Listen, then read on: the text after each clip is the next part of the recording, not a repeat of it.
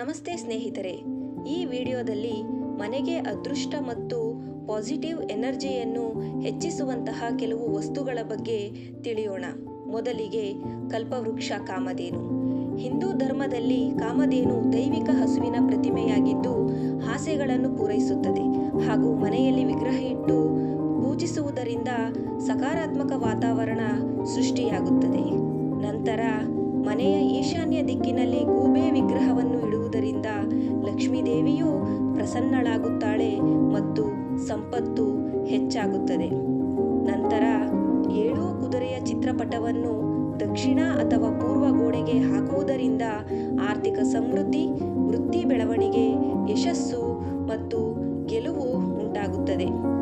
ನಂತರ 2 ಆನೆಯ ವಿಗ್ರಹಗಳು ಶಕ್ತಿ, ಬುದ್ಧಿವಂತಿಕೆ, ಸಮೃದ್ಧಿಯನ್ನು ಪ್ರತಿನಿಧಿಸುತ್ತದೆ ಮತ್ತು ಮೇಲ್ಮುಖವಾದ ಸೊಂಡಿಲು ಹೆಚ್ಚಾಗಿ ಅದೃಷ್ಟವನ್ನು ಸೂಚಿಸುತ್ತದೆ. ನಂತರ ಆಮೆಯ ವಿಗ್ರಹ ವಾಸ್ತು ಪ್ರಕಾರ ಸಂಪತ್ತು, ಸ್ಥಿರತೆ ಮತ್ತು ದೀರ್ಘಾಯುಷ್ಯಕ್ಕಾಗಿ ಪೂರ್ವ ಅಥವಾ ಉತ್ತರಕ್ಕೆ ಮುಖ ಮಾಡಿ ಆಮೆಯ ವಿಗ್ರಹವನ್ನು ಇರಿಸಿ. ಆಮೆಯ ವಿಗ್ರಹವು ನಿಮ್ಮ ಮನೆಗೆ ಸಾಮರಸ್ಯ, ಶಾಂತಿ ಮತ್ತು ರಕ್ಷಣೆಯನ್ನು ತರುತ್ತದೆ. ಬುದ್ಧನ ಮೂರ್ತಿಯು ಶಾಂತತೆಯ ಸಂಕೇತವಾಗಿದೆ. ಆದ್ದರಿಂದ ಬುದ್ಧನ ಮೂರ್ತಿ ಇಡುವುದರಿಂದ ಮನೆಯಲ್ಲಿ ಪ್ರಶಾಂತತೆ ವಾತಾವರಣ ಉಂಟಾಗಬಹುದು. ಬುದ್ಧನ ಧ್ಯಾನ ಸ್ಥಿತಿಯಲ್ಲಿ ವಿಗ್ರಹವು ಬಹಳ ಶುಭಪ್ರದವಾಗಿರುತ್ತದೆ ಹಾಗೂ ಮನೆಯಲ್ಲಿ ಪಾಸಿಟಿವ್ ಎನರ್ಜಿಯನ್ನು ಹೆಚ್ಚಿಸುತ್ತದೆ.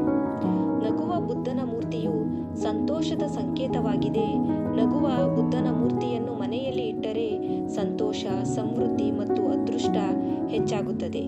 ಈ ಮಾಹಿತಿ ಇಷ್ಟವಾದಲ್ಲಿ ನಮ್ಮ ಚಾನಲ್ನ ಸಬ್ಸ್ಕ್ರೈಬ್ ಮಾಡಿ, ಶೇರ್ ಮಾಡಿ, ಲೈಕ್ಸ್ ಕೊಡೋದನ್ನು ಮರಿಬೇಡಿ.